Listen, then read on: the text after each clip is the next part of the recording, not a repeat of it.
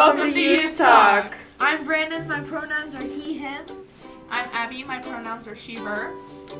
I'm Arwen, my pronouns are he, they. I'm Sarah, my pronouns are she, her.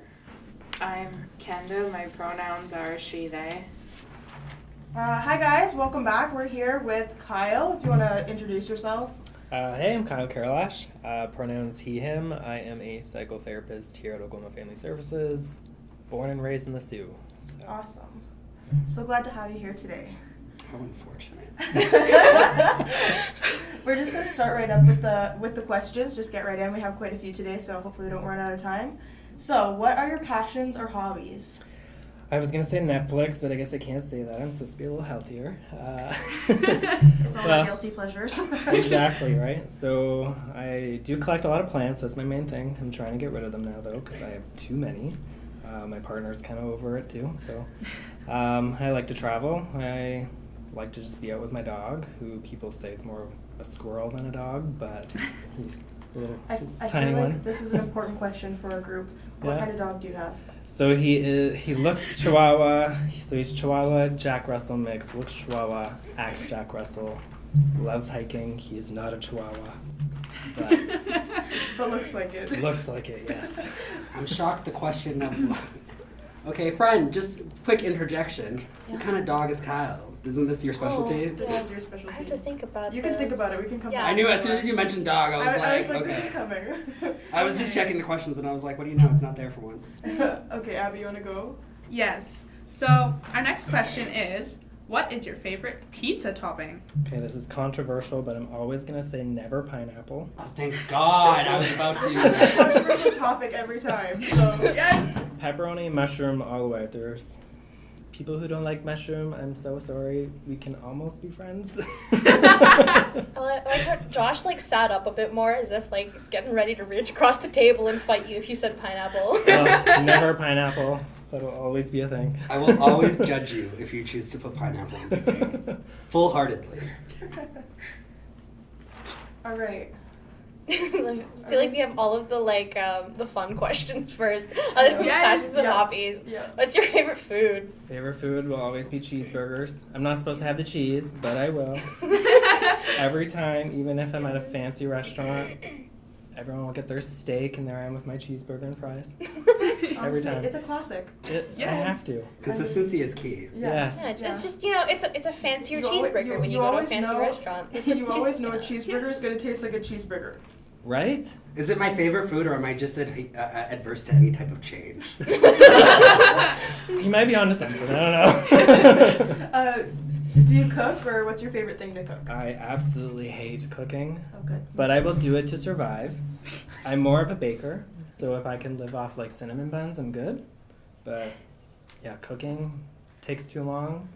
I'm the same. For 5 seconds of food, I don't know. I feel like baking can be an all-day activity, though. And you have it for a while, and you can share it, right? I love baking, but only because you can put it in the freezer and it stays good for so long. Baking lasts a really long time. That's why it's you always have Christmas goodies until New Year's. Yes. Oh, not in my house. Christmas goodies last a day. Oh. You have to make new ones. What's your favorite Christmas goodie? My favorite? Yeah. Oh, I like the peanut butter squares with the marshmallows on them. Everyone else's? What do we like for our Christmas goodies? I don't sugar cookies are always any time of year. I'll go down for a sugar cookie. I like molasses cookies. Those are good. I don't think I've ever had. Really? My mom should make a batch, and I should bring some next time. Yeah, that'd be fun. I feel like we're talking about how long it takes to bake and stuff. I feel like cooking with molasses and baking wise, just one of those recipes. Yes. What about you, Kyle? I don't really have a favorite, I don't think, but I guess gingerbread. Gingerbread. That's kind of It's classic. a classic, yeah. Yeah, I'd rather ginger snaps than gingerbread personally, but... Does anyone like to build a gingerbread house during the holidays? I tried last year and got too frustrated, and I thought, this is not therapeutic for me. I do not have the patience, I don't know. Next question. If you were an animal, what would it be? See, this is a tough one, because I always say, well, I am a cat, except that's what I would always say. I would be like, give me attention, but stay away. Now I feel like I am a golden retriever, but I want to be a koala, because I like the affection, but like stay away, I'll fight you kind of thing. But I don't know. It's like that one's hard. I feel like it also. A lot of times I want to say a dog, but then like my therapist brain comes out. I'm like, but what environment do I get to choose? Like, so I'll stick with koala for now. I feel like that is a hard question, and I feel like even when we did ours, like, and I was like, I don't know. Like, this is like I have to really think about this. It Like, could also change on the day depending on your mood. yeah, It could like vary. sometimes like Monday mornings I'm a sloth. Like, you know. And sometimes I want to be a bird, because then if I see that person that I'm annoyed with, target practice. But Yeah. Exactly. you never know. Depends on the day.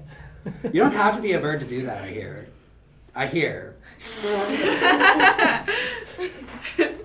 Okay. Anything. What do you do at AFS? So I'm a psychotherapist. I'm on the counseling and therapy team. So I work with a lot of youth and parents, families, working through some counseling, therapy. I also do some group work, so anxiety, depression. I run a queer group, which is really fun. So I would say that the biggest part of my role, though, is advocating. I'm constantly feel like I battle for something because I'm like, no, I don't like this. Let's do something different. So yeah, kind of all over the place, though. When did you know your sexual identity? Well, consciously started coming into a grade 9. I would say that I consciously knew very young. Like probably when I was like 5 or 6, I remember. Just picking up on some cues, feeling like, that difference. But definitely high school is when I really like came into it. I was like, what is this? So. I have a kind of additional question to that. How do you feel about like people versus like do you think it matters what age you come out as, or like you come out like officially to your peers and your parents and all that?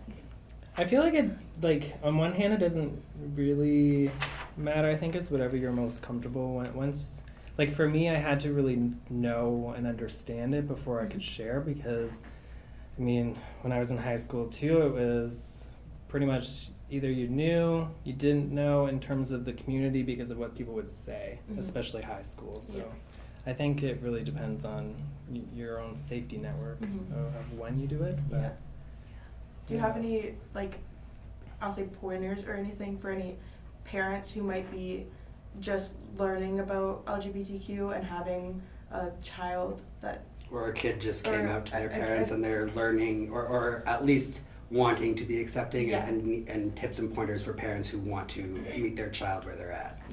Yeah, I think the biggest thing that I would say is, 1, no, it's not a phase. And 2, just stay curious, right? Like, sometimes we don't fully know, like, we as in generalizing queer community, but sometimes we don't really know fully either. Like, it's exploratory, and we just need some curiosity, like, safe space to actually explore that. And sometimes it changes. It's always fluid. But, yeah, I think the biggest pointer is, if you're scared, think of how scared they are, kind of thing. So just join them in that. Did, when you came out in school, did it make your high school experience more difficult or more beneficial, do you say, more fun for you? Or do you wish maybe you could have waited a little longer and focused on that first?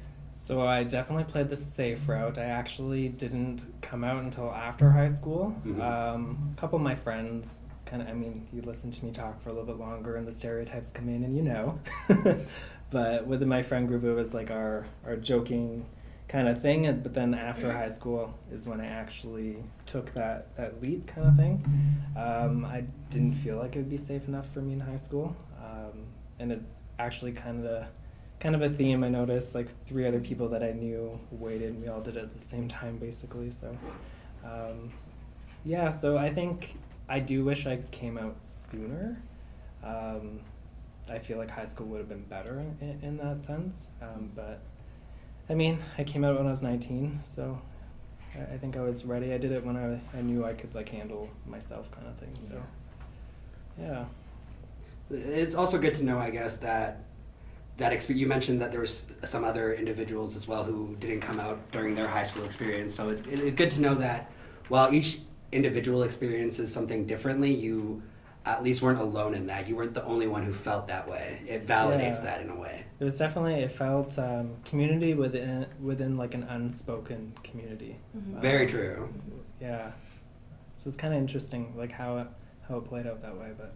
It was the very beginnings of you realizing like probably how much importance community for you as a person is. Exactly. So it's a big piece.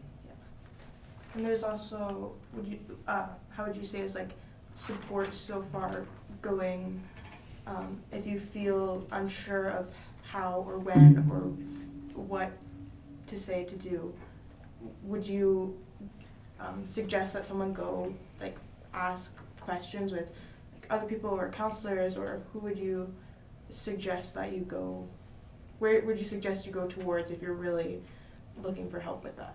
Yeah, I think sadly that's also like a complicated area, because I could say like go to the school guidance, but then I also know there's some situations where education's not really there, or there's some biases and stuff like that. So I think on the day-to-day, like especially in the school system, when you're there, you can kind of get some unspoken cues from who's safe and stuff. Go with where your instinct really says, right? Like I know in high school, I didn't know anyone that I could go to, even my friends, because there would be like jokes, and then I would like feed into that because the whole internalized piece. So it's really hard to say, but then there's always those cues, like people who are talking about the news, for example.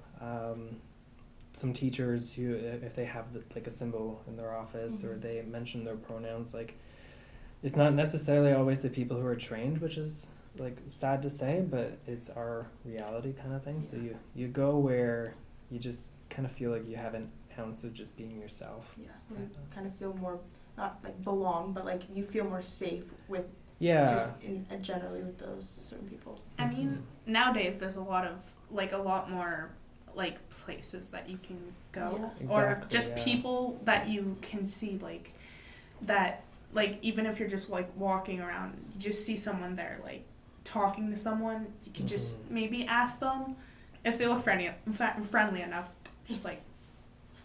Well, it's definitely at a place now where people are expressing themselves regardless of if they're part of LGBT or not. It's just we're at a place where expression is much more tolerated, whether it be dyeing your hair or getting tattoos, piercings. We're at a place where we're learning that not necessarily do we have to judge people on first base impressions based on visuals and stuff. There's a lot more going on, and outside appearances doesn't dictate who we are on the inside. And like, I don't know, when I was in high school, I was out. I was one of the few people out in my high school experience. So my sense of community came from online stuff like RuPaul's Drag Race, Tumblr, and stuff where I had an online community. I didn't necessarily have in-person relationships like that. But within the last couple of years, it's definitely flourished. And I have a feeling a big part of that is what you do with the advocating and putting on events like the LGBT day that we did here. I think you started that, did you not? I did, yeah. I was one of the spearheads for it, with a lot of help, of course. And, of course. Hoping that it keeps going, kind of thing. I think that's a really cool piece. But that was also like a lot of, like when I first joined AFS, I was in the school-based program, and a lot of grade 7, 8s were kind of saying too, like, I wish there was something. So it really goes to show that like the voice of the generations coming now are really spearheading community, and it's awesome to be like a person that can kind of help their voice. Yeah, it's like you're amplifying people's voices who don't feel like they're heard, but they want to be heard. They have the desire to speak out on these topics. Change doesn't happen unless we put effort towards that change. How do you feel working in the mental health field as a member of the LGBTQ plus community?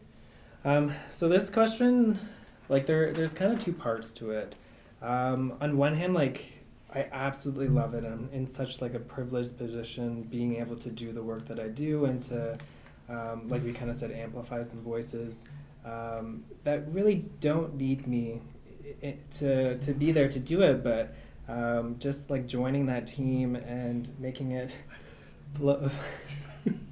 distracting with the dog photos, really like blowing up our community in such a good way is what I love about the work that I'm doing. So with AFS here, for example, like the Algoma Family Pride, I'm pretty sure we're one of the first mental health organizations to ever even participate in creating such an event, especially like at least in Ontario. I don't know outside of here, but And then like the groups that we're doing now, a bunch of schools have different groups. I've been asked to come do some like sex education for queer folks. Like it's all really awesome, and like being part of that is really awesome.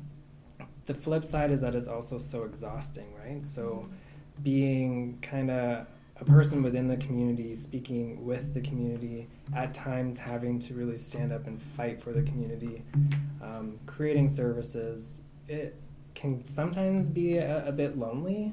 Like I have the clients I work with, the families that I work with, and some colleagues, and then I also feel like I don't want to say burden, because it's absolutely not what it is, but there's times where it's like, oh, why are you doing this so much, or why are you fighting so hard? Or there was one question like, why does Pride have to be a whole month? And it's like, well, you get every day of your life. Like, I was going to say, well, you live openly without even having to think twice about it most times, where we spent an individual amount of case-by-case time not being who we are, or trying to portray something to the outside world to just get by. Exactly. So it's wonderful work, and I love the work that I do, and sometimes I have to take some time because it's tiring in such a, like, not a rejuvenating way, but like motivating, sometimes rejuvenating. Like I feel really good. And just the way that we get to connect, like we even connect so many youth in our community to like the dysphoria clinic in Toronto, so the gender clinic. Like we're bridging so many gaps, and there's just so much work to be done still. Yes. And I think that's the part that kind of exhausts me. It's like, okay, I've had this conversation, I'm doing it again. Can someone educate themselves? Like, Do you feel like even when you have that mindset at times, do you think at the end of the day that you have made a positive change here with what you've done? Because I do. I think we all do. I definitely think I do, and that's definitely what really pushes the work even more. And like those days that I'm exhausted and I'm like, okay, how am I supposed to do this? Those are the times that I'm the most motivated, because it's like, okay, where's the team? Let's really get everybody on board here. And that's the nice thing is like our community, from when I was in high school to now, we've gone so far, and there's so much further to go, but we have so many voices coming together that it's incredible. So yeah, even though it's exhausting, I would never do different work. I think this is what I'm needing to do. It's really amazing. All right, thank you so much. That was Youth Talk, and we'll see you next time. Also for joining us today, Kyle. Everyone enjoy their Pride. Happy Pride Month, guys.